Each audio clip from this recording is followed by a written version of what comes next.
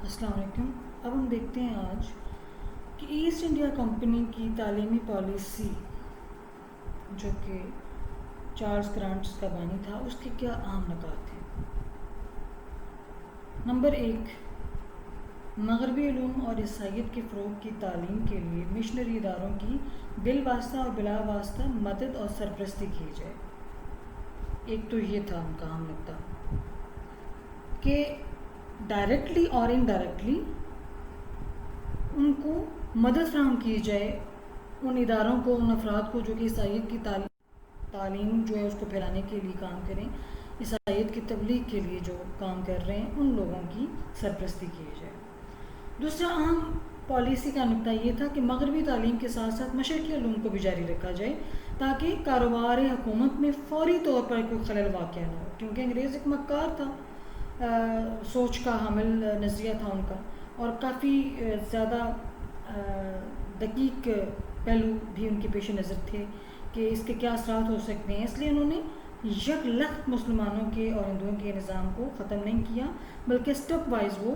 ایسے اقدامات کرتے گئے کہ جن سے برصغیر میں جاری پہلے سے جو علوم تھے ان کو انہوں نے آہستہ آہستہ ختم کیا۔ لہٰذا انہوں نے مشرقی علوم کو بھی ابھی جاری رکھا تاکہ ساتھ ساتھ جو آلریڈی نظام ہے وہ بھی چلتا رہے، اور جو نیا نظام نافذ کرنا چاہتی ہے ایسٹ انڈیا کمپنی وہ بھی لاگو کیا جا سکے۔ اس کے بعد ان کی پالیسی کا نکتہ یہ تھا کہ مشرقی علوم میں ادب کو بنیادی اہمیت دی جائے، لٹریچر کو مدرسوں اور پاٹھشالاؤں کو قائم رہنے دیا جائے، یعنی جو ہندوؤں کے تعلیمی مراکز تھے مذہبی، اعلیٰ مذہبی اداروں کو مالی امداد بھی دی جائے جن میں کہ تعلیم دی جاتی تھی آلریڈی،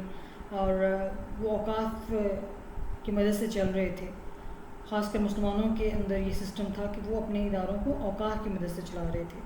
اور پنڈتوں اور مولویوں کو خطابات اور انعامات سے بھی نوازا جائے۔ یعنی یہ ایک چال چلی گئی انگریزوں کی طرف سے تاکہ مسلمانوں کے اور ہندوؤں کے جو مذہبی رہنما تھے اور پیشوا تھے ان کو خوش رکھا جائے،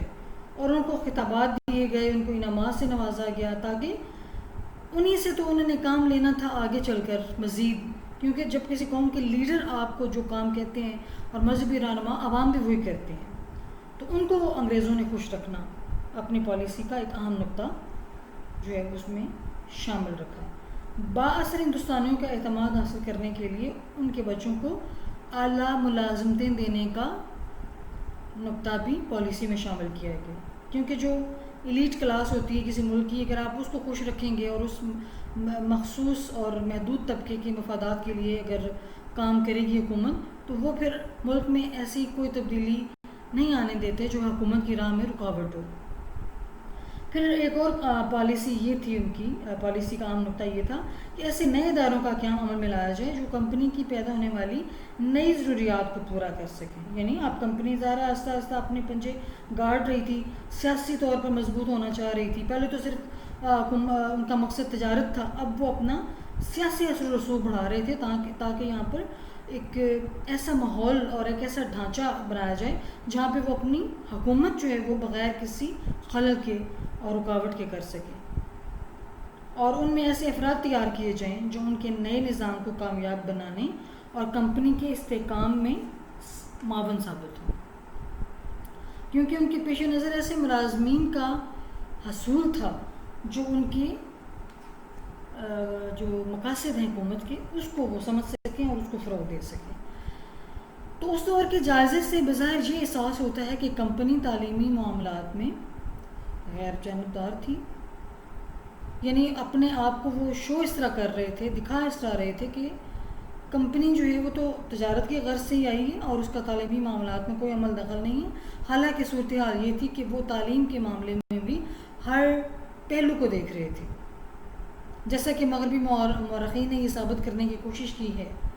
اور ان کی کتابوں میں یہ جھوٹ لکھا ہوا ہے کہ کمپنی نے تعلیمی معاملات میں مداخلت نہیں کی، لیکن حقیقت اس کے برعکس تھی، بلکہ انہوں نے اپنی تعلیمی حکمت عملی کو اس طرح سے فروغ دیا کہ جس کی وجہ سے برصغیر میں مسلمانوں کا نظام تعلیم رفتہ رفتہ اپنی شناخت کھو بیٹھا، اور کمپنی کے نظام تعلیم نے اس کی جگہ مکمل غلبہ اور تسلط حاصل کر لیا۔ کمپنی کی اس تعلیمی حکمت عملی کو برطانیہ کے مذہب پرست طبقہ نے عیسائیت سے غداری کی مترادف قرار دے دیا، جس کے نتیجہ میں پارلیمنٹ نے 1813 کا چارٹر ایکٹ پاس کیا۔ یہ قانون ہندوستان کی تعلیمی تاریخ میں ایک اہم موڑ کی حیثیت رکھتا ہے، اور اس ایکٹ کی کچھ نمایاں دفعات یہ تھیں: نمبر 1، تعلیم کمپنی کی ذمہ داری ہوگی اور اسے اپنے وسائل میں سے 1,00,000 روپیہ ہندوستان کی تعلیم کے لیے مخصوص کرے گی۔ نمبر 2، تعلیم کے لیے مختص شدہ رقم باقاعدہ مغربی علوم کی اشاعت اور مشرقی علوم کے احیاء اور مقامی اہل علم کی حوصلہ افزائی کے لیے خرچ کی جائے گی۔ یعنی مغربی علوم کی بھی اشاعت کی جائے گی اور مشرقی علوم کا بھی تھوڑا بہت اثر برقرار رکھا جائے گا، اور یہ ساری رقم مغربی علوم پر خرچ کی جائے گی۔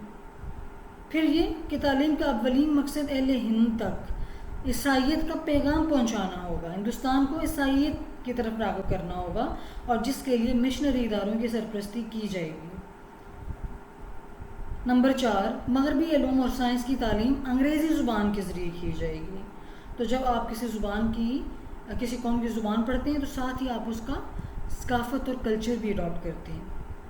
1813 کا چارٹر ایکٹ ہندوستان میں انگریزی نظام تعلیم کے لیے ایک سنگ میل کی حیثیت رکھتا ہے، ایک سنگ بنیاد کی حیثیت رکھتا ہے۔ بعد کے سالوں میں تمام تعلیمی انقلاب جو برپا ہوا وہ انہی نکات کی بنا پر ہوا۔ اس ایکٹ کی روح سے مشنری تعلیم کو قانونی تحفظ فراہم کر دیا گیا، اور اس بات کو ہمیشہ کے لیے طے کر دیا گیا کہ ہندوستان میں تعلیم کا مقصد مغربی علوم اور انگریزی زبان کے ذریعے اہل ہندوستان کو عیسائیت کی تعلیم دینا ہوگا۔ اس مقصد کو آہستہ آہستہ اور خاموشی کے ساتھ نظام تعلیم کو ختم کر کے حاصل کیا جائے گا، یعنی جو آلریڈی وہاں پہ ہندوستان میں تعلیمی نظام رائج تھا اس کو آہستہ آہستہ ختم کیا جائے گا، اور اس کی جگہ مغربی علوم اور انگریزی زبان اور عیسائیت کو فروغ دیا جائے گا۔ اور یہی وہ فکری بنیاد تھی جس پر نئی برطانوی تعلیمی پالیسی استوار کی گئی، اور جسے مکالے نے ترقی دے کر ایک ایسا نظام بنا دیا جس کا بنیادی مقصد ہندوستان میں اپنی حکومت کے لیے ملازمین کا حصول تھا، یعنی انہیں اچھے ملازمین چاہیے تھے جو بس یس سر کہنا جانتے ہوں۔ اور اس کے بعد چارٹر ایکٹ 1813 کے باعث مشنری تعلیمی اداروں کو غیر معمولی فروغ حاصل ہوا، ان کی اہمیت بہت زیادہ بڑھ گئی، ان کو بہت زیادہ تعداد میں قائم کیا گیا ہندوستان کے اندر۔ یہ اس کا اندازہ اس بات سے ہوتا ہے کہ 1852 اور 1853 میں تمام سرکاری اسکولوں اور کالجوں میں صرف 30,000 طلبہ زیر تعلیم تھے، جبکہ نئے قائم شدہ مشنری اداروں میں 3,00,000 طالب علم تعلیم حاصل کر رہے تھے۔ عیسائیت کو پورے نظام تعلیم میں شامل کر دیا گیا تھا، اور ان میں ذریعہ تعلیم بھی انگریزی زبان تھا، جس کے نتیجے کے طور پر مقامی لوگوں کی بہت زیادہ تعداد عیسائیت کے مذہب میں چلی گئی۔ لارڈ میکالے جو 1833 میں سپریم کونسل کا ممبر اور پبلک انسٹرکشن کمیٹی کا سیکریٹری مقرر ہو کر ہندوستان میں آیا تھا، 2 فروری 1835 کو گورنر جنرل کی کونسل کو پیش کی جانے والی اپنی یادداشت میں اس نے اس بات پر زور دیا کہ ہندوستان کے قدیم نظام تعلیم اور علم اور ادب کو ختم کر دیا جائے، اور اس کی جگہ ہندوستانیوں کو مغربی علوم کی تعلیم دی جائے، اور اس نے یہ تجویز کیا کہ ہندوستان کی تمام معاشرتی اور معاشی برائیوں کے خاتمے کے لیے انہیں مغربی علوم کی تعلیم دی جائے، اور انہیں انگریزی زبان کی تعلیم دی جائے، اور اداروں میں ذریعہ تعلیم بھی انگریزی زبان ہی ہوگی۔ میکالے نے 1813 کے ایکٹ کی روح سے مشرقی علوم کی ترقی کے لیے دی جانے والی مالی امداد کو بند کرنے کی سفارش بھی کی، اور واضح طور پر کہا کہ تعلیم کا مقصد ایسی نسل تیار کرنا ہے جو مغربی افکار اور نظریات کی ترجمان ہو، اور جو رنگ و نسل کے اعتبار سے بے شک ہندوستانی ہو، لیکن فکر اور نظر اور سیرت اور اخلاق کے اعتبار سے وہ خالص انگریز ہو. اور اصل میں یہی ان کی پالیسی تھی جو ان کے تمام تعلیمی